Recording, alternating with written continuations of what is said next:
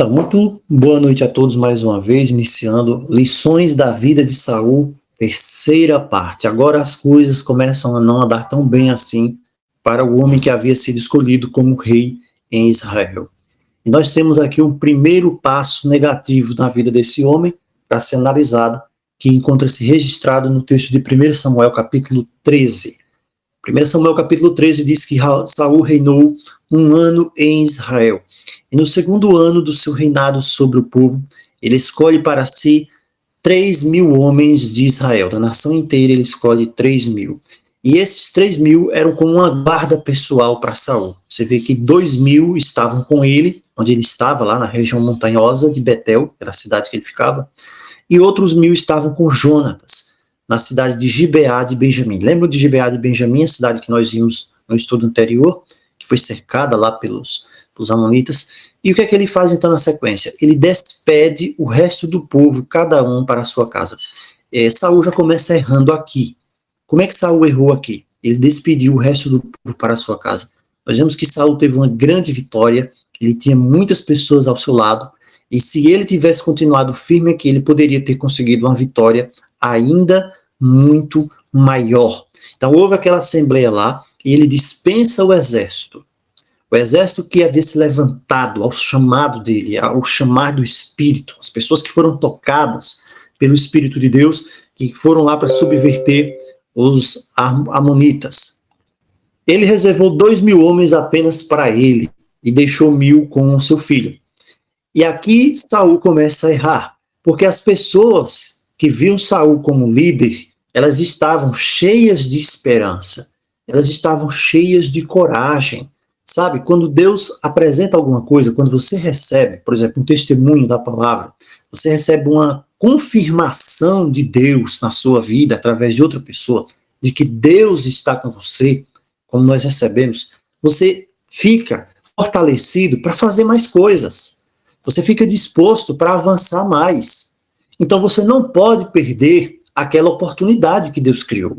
Então, se Saul tivesse segurado ali as pessoas e tivesse dito, olha, nós vamos em frente agora, nós não vamos parar, nós temos muito mais coisas para fazer, nós recebemos uma vitória e nós vamos continuar nessa vitória. Então ele teria perseguido, teria continuado, prosseguindo contra outros inimigos que estavam ao redor. E aí vem um grande problema na nossa vida. Às vezes nós temos uma experiência com Deus, você tem uma experiência com Deus e você reconhece a atuação de Deus em uma parte assim específica da sua vida. Tudo bem, Deus está agindo na minha vida. É numa parte X da minha vida, eu sei que é Deus. E aí você está ali cheio do Espírito Santo, naquele momento, e Deus lhe concede uma vitória espiritual.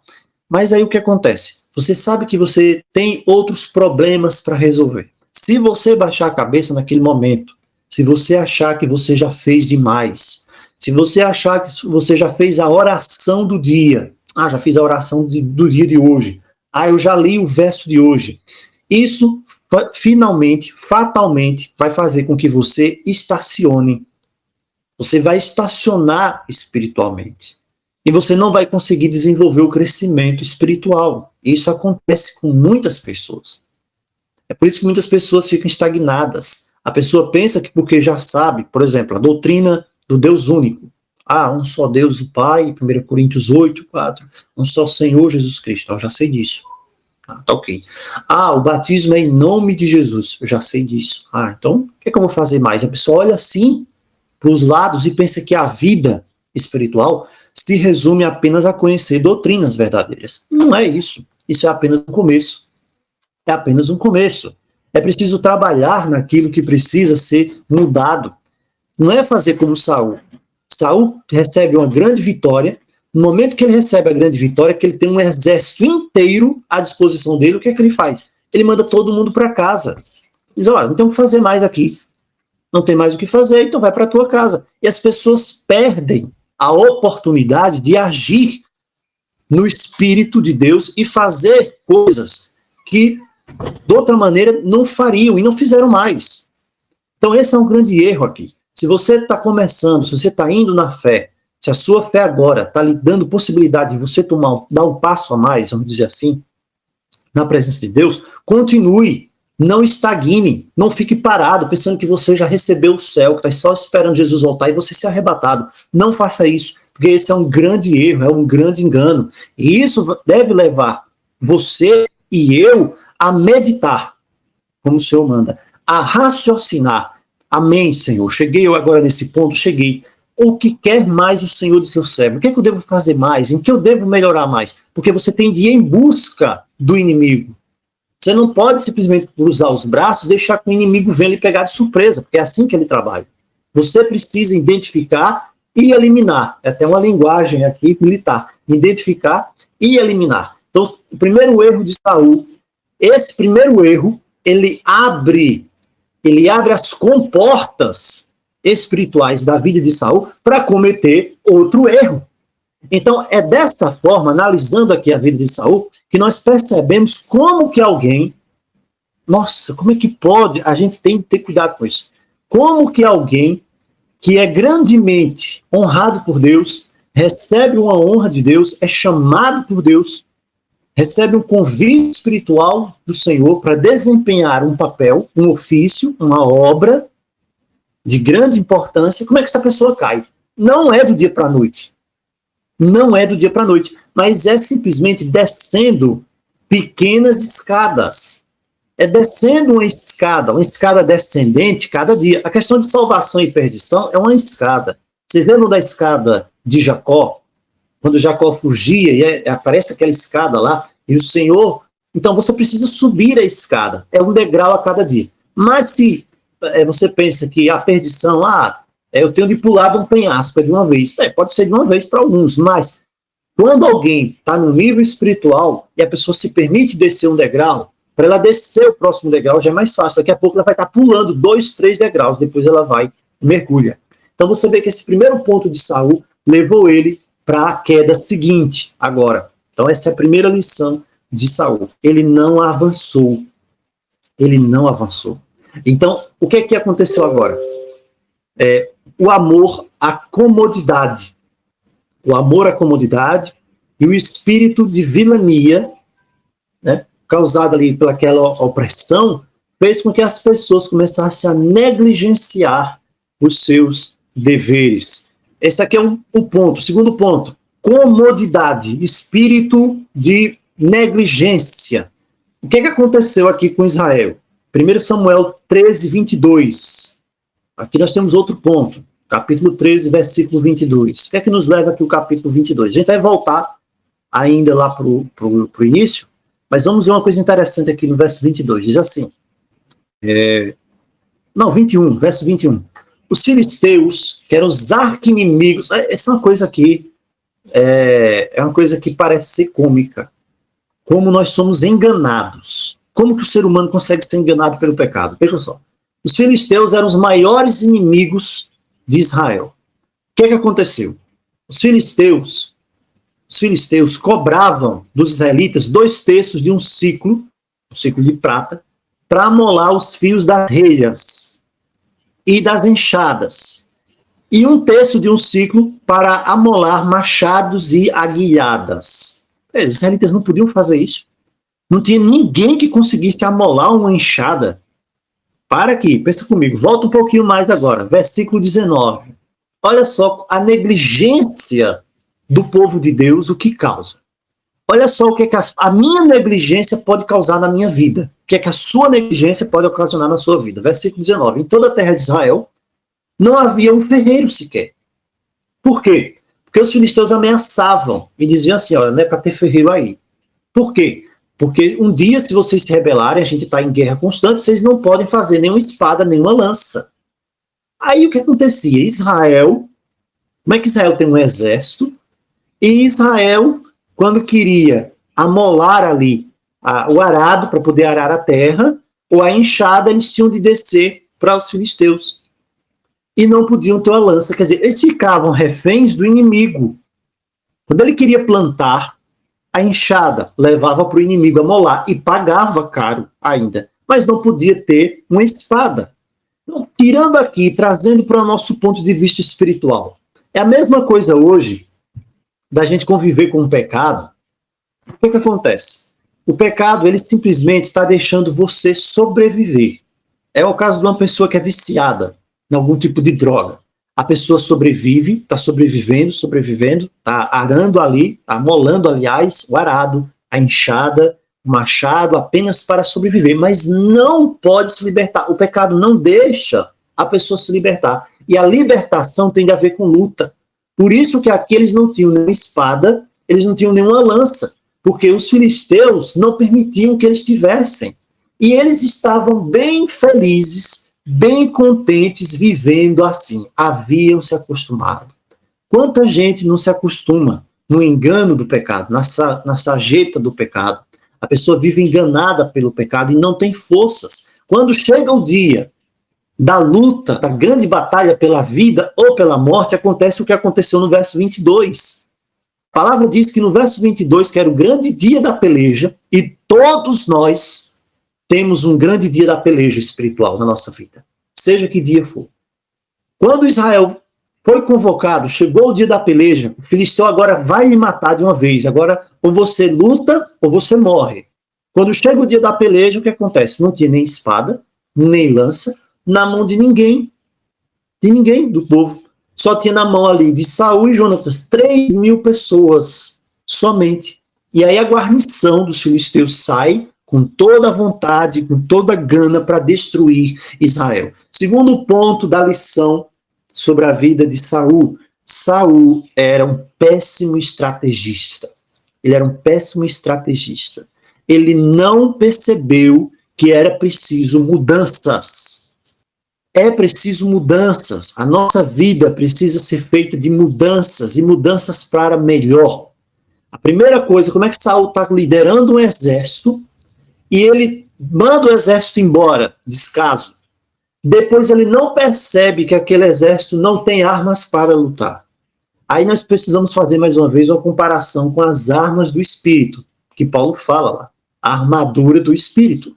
Como é que eu posso ter uma batalha espiritual agora nos últimos dias contra Satanás, contra o engano, contra toda essa série de coisas que nós estamos vendo, contra a besta, contra os espíritos imundos, semelhantes a rãs, contra o falso profeta, tanta coisa.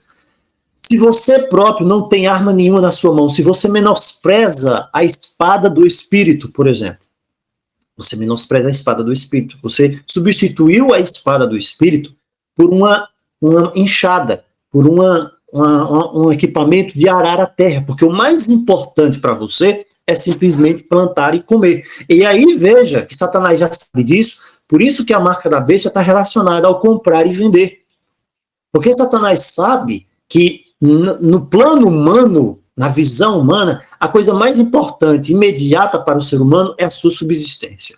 Por isso que ele veio trabalhar justamente como está na profecia de Apocalipse 3, o comprar ou vender. Agora, sabendo disso, desse ponto de vista, você não pode se desfazer das armas espirituais. Você não pode ser negligente. Então a pergunta é, primeiro ponto, tenho eu negligenciado as armas do Espírito na minha vida?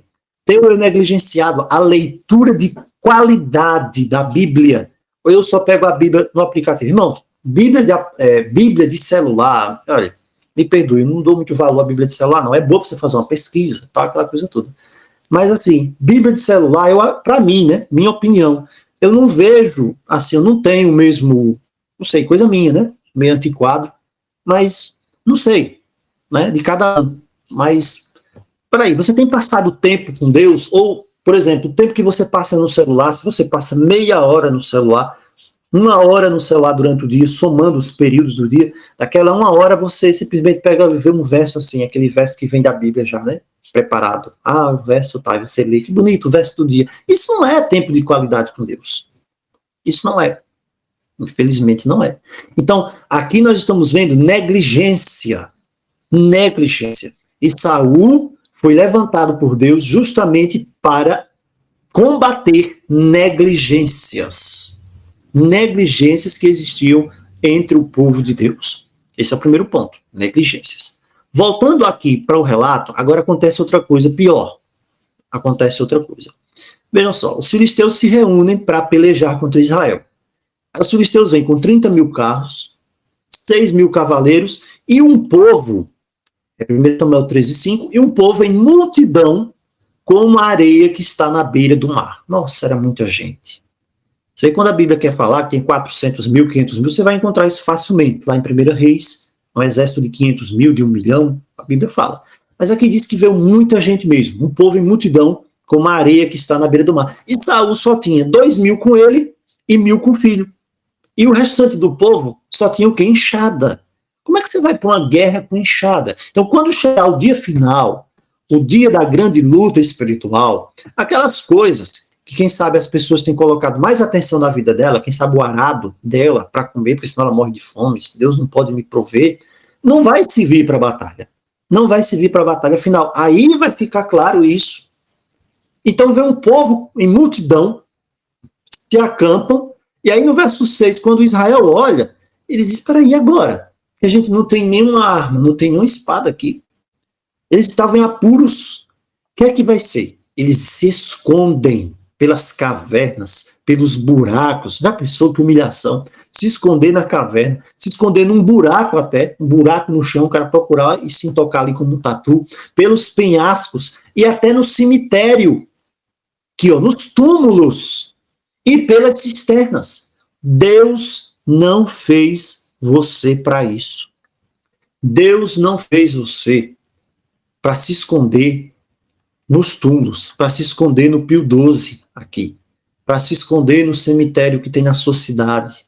Quando chegar o dia da batalha final, Deus não espera que os seus servos, que o seu exército vá se esconder dentro de um buraco. Você não é um tatu.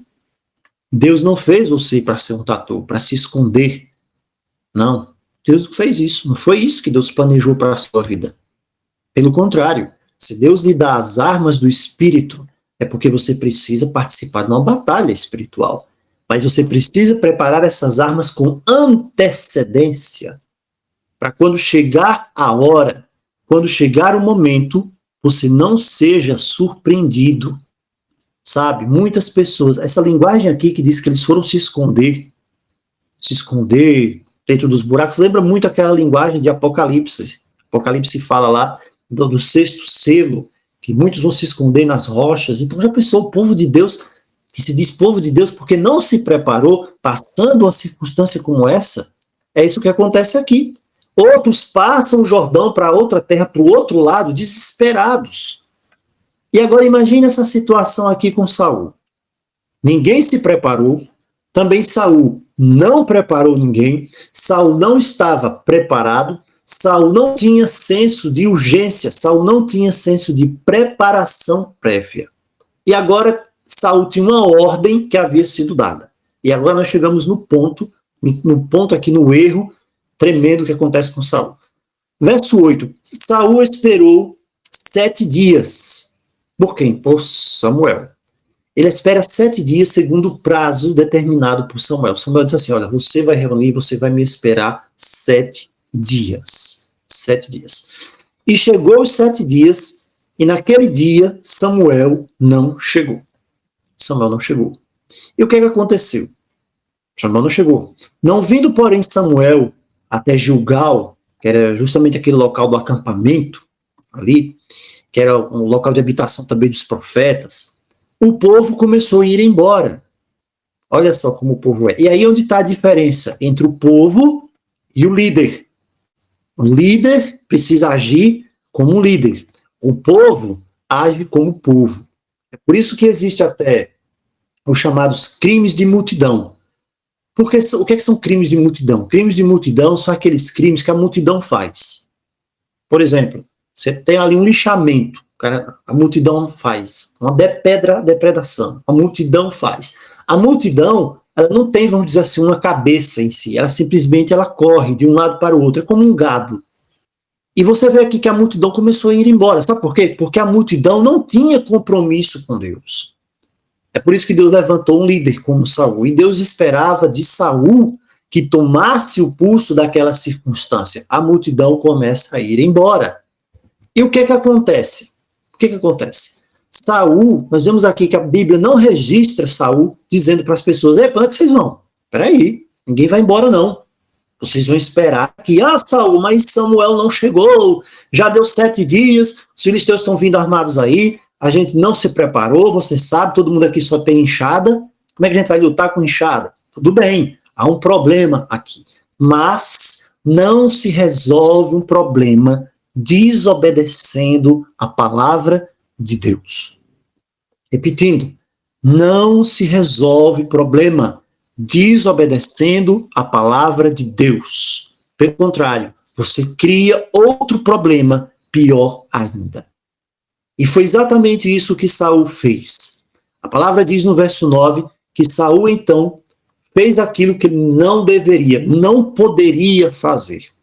Disse Saul: trazei-me aqui o holocausto e ofertas pacíficas. E Saul ofereceu o holocausto. O que é que Saul fez aqui? Já parou para pensar o que é que Saul fez aqui? Quando Saul foi ungido rei, ele recebeu justamente de Samuel a instrução que está lá em 1 Samuel 10, que diz assim, 10:8. Você vai descer lá para Gilgal, e eu vou descer até você, e eu vou oferecer as ofertas pacíficas. Você vai me oferecer, vai me esperar 7 dias até que eu chegue, e eu diga a você o que você vai fazer. Ou seja, você não pode fazer nada sem que eu diga para você. Da mesma forma, eu não posso fazer nada, ninguém pode fazer nada sem seguir estritamente a direção do Espírito de Deus. E aí Saul começou a esperar. E ele não estava se esforçando para animar o povo. Ou você acha que as pessoas estavam vendo aquilo ali e não estavam comentando, não estavam cochichando? Sabe, a pior coisa é você ser um líder. A pior coisa é você dizer que serve a Deus e alguém do seu lado começar a falar uma coisa de desânimo e você ouvir aquilo ali ou ficar calado, sem você dizer nada. Você pode ouvir naquele momento, por respeito, ali, você depois fala outra hora, mas você precisa tomar a sua posição. Saul não tomou posição nenhuma. Não tomou. Em vez de ele procurar preparar o povo para a cerimônia que Samuel vinha fazer, o que é que ele fez? Ele alimentou mais incredulidade ainda. Cada vez mais ele começou a alimentar a incredulidade, as pessoas começaram a ver na cara dele os maus pressentimentos. Buscar a Deus pelo sacrifício, pelo ritual, era uma coisa muito solene. E Deus exigia que o seu povo examinasse o coração, se arrependesse dos seus pecados, para que então pudesse oferecer a oferta. Mas Saul, imagina aqui, se tornou cada vez mais inquieto. E o povo já estava ali inquieto. E em vez de confiar em Deus, estava olhando para ele. E ele não estava olhando para Deus. Essa é a diferença aqui entre Saul e Moisés. Faça uma comparação entre Saul e Moisés. Havia agora chegado o tempo para a prova de Saul. Irmãos, chegou o momento de Deus provar Saul. Não é simplesmente chegar e colocar ali, tem de ser provado. Agora ele tinha de mostrar se ele confiaria em Deus ou não. Se ele iria esperar a ordem de Deus, se ele ia ser aquele com quem Deus poderia contar nas situações difíceis, a qualidade do líder do seu povo, ou se ele era só mais um vacilante, um indigno da responsabilidade que Deus havia dado a ele. Como é que Saul iria agir? Né? Então a impaciência dele cresceu, gerou uma confusão, uma angústia, começou a ver as pessoas irem embora. E aí Deus havia trazado Samuel de propósito para testar Saul. E somente aquela pessoa designada poderia oferecer o sacrifício, o holocausto. E aí ele vai e faz aquilo que Deus não ordenou. Ele faz aquilo que Deus não ordenou. Então imagina a circunstância aqui, o que aconteceu. Ele estava cheio de ansiedade, de angústia. Samuel chega até ele e pergunta: o que foi que você fez? E Saul começa a apresentar as desculpas. Desculpas, né? Pergunta: quantas vezes nós damos desculpas para tudo, quando nós fazemos alguma coisa assim para Deus? Não, mas o povo estava se espalhando, você não vinha no dia que você falou, os filisteus estavam ali, eu disse, agora vão descer sobre mim, então eu fui e ofereci o holocausto. Então, ouvindo assim, você diz, realmente, né, a situação do rapaz estava complicada. A situação de Saul estava difícil, realmente. Ele tinha todos os motivos do mundo para fazer o que ele fez. Agora, veja, isso é aceito diante de Deus?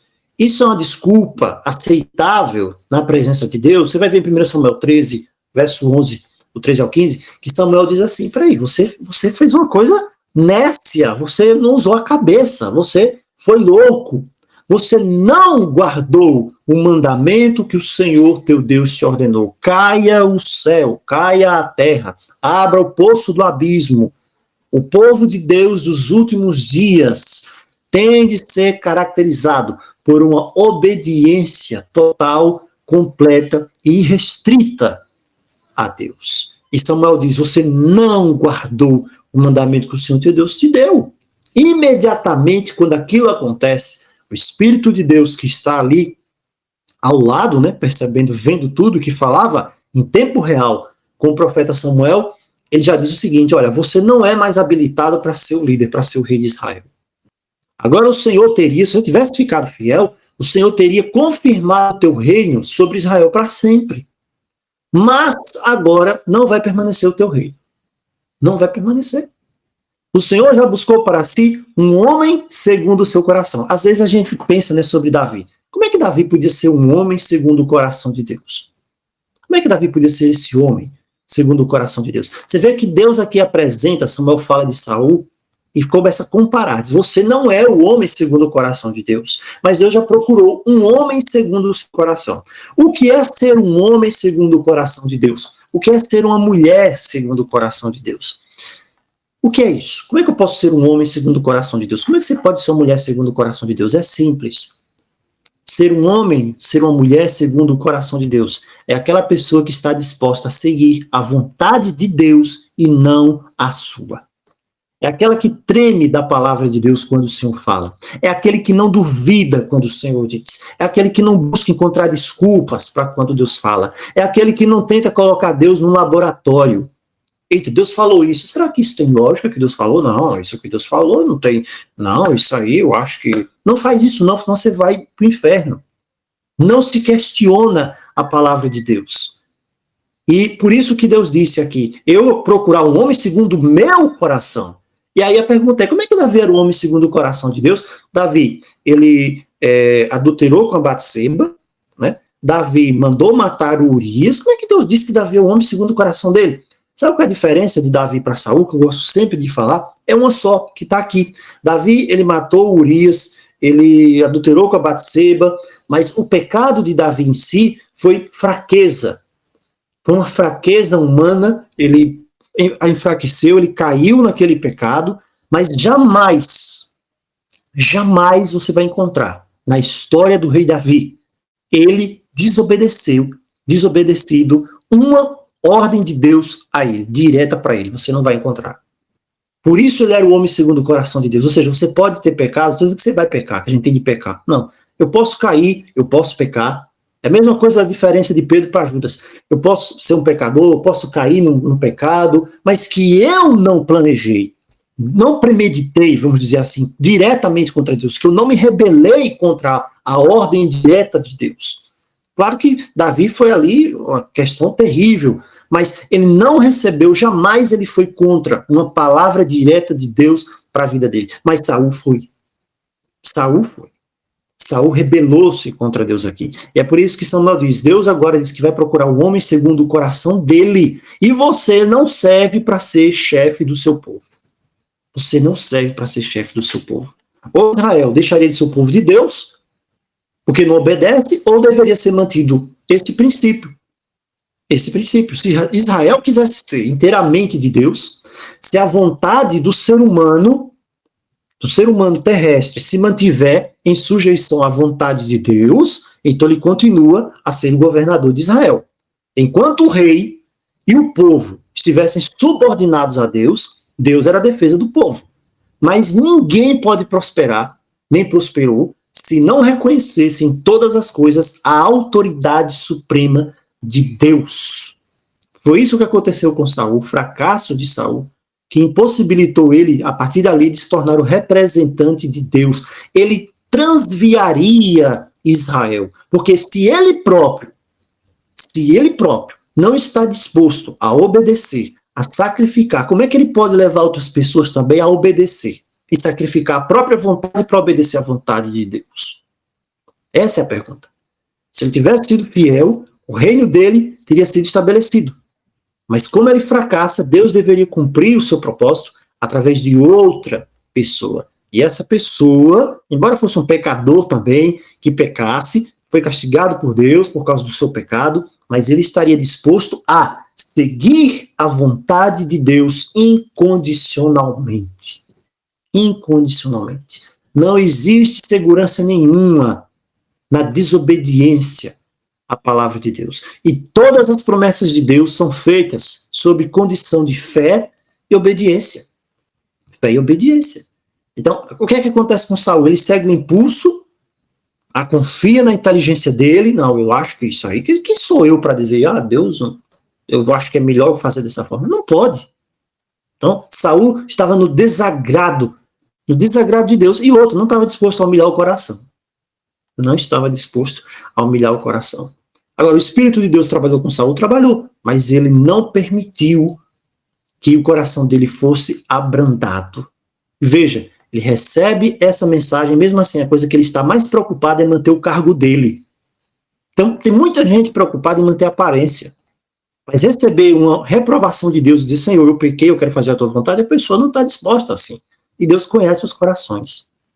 Deus conhece. Ele recebeu a instrução, mas o que é que ele queria? Manter o seu poder. Manter o seu poder. Ele não estava amando, não temia ao Senhor, e estava com o espírito impetuoso, sem submissão. Sem submissão. E aí isso resultou em quê? Em rebelião contra a vontade divina. Rebelião contra a vontade divina. Então, aqui começa a queda de Saul. A gente vê que não começa aqui, começa antes também, pelo desleixo, pela negligência, por não fazer aquilo que era exigido. Então, isso começa a desabilitá-lo para que ele possa ser o líder que Deus esperava. Ele não estava firme. Eu não quero saber. O povo está indo embora, então o povo está indo embora, eu preciso fazer alguma coisa, mesmo que seja contra a palavra de Deus. Está acontecendo circunstância tal, eu preciso então fazer alguma coisa, mesmo contra a palavra de Deus. Não, caia o céu ou caia a terra, você tem de se manter fiel à palavra de Deus, aconteça o que acontecer. Mesmo que você se mantenha sozinho, mas manter sozinho, sabendo que o Senhor está do seu lado, você não precisa de mais ninguém, desde que você seja fiel, que faça a palavra do Senhor. Obedeça a palavra do Senhor. Então, irmãos, nós finalizamos por aqui essa primeira parte dessa queda, essa derrocada da vida espiritual de Saul, aprendendo essas lições, essas tristes lições da trajetória de Saul. E isso tudo causado por negligência, como nós vimos, negligência, falta de preparo, falta de preparação e falta de obediência, humildade, submissão à vontade de Deus e confiança no próprio juízo. Não deixe jamais com que na sua vida essas coisas relacionadas à palavra de Deus se manifestem. Jamais. Porque isso aqui é um míssil terrível, impetuoso, rápido para o fracasso. Para o fracasso. Pelo contrário, que nós possamos ser diferentes, que nós possamos buscar ser totalmente diferentes, sermos obedientes, sermos verdadeiros, buscar preparação e corrigir. Buscar corrigir agora, estar com a espada do Espírito, a armadura celestial, para vencer todas as batalhas dos nossos tempos, dos nossos dias. Em nome de Jesus. Eu quero convidar você a reclinar sua cabeça nesse instante, para que possamos orar e agradecer ao Senhor. Pai que habitas nos céus, nós te agradecemos mais uma vez, porque a tua palavra foi aberta. Nós te agradecemos pelas lições que o Senhor nos concedeu nesta noite. Permaneça conosco, que não venhamos a repetir jamais em nossa vida os erros de Saul, mas que possamos, cada um de nós, sermos homens e mulheres, não conforme ao nosso próprio coração, mas conforme o teu coração, para fazer o teu querer, para fazer a tua vontade. É isso que nós te suplicamos, em nome de Jesus. Amém.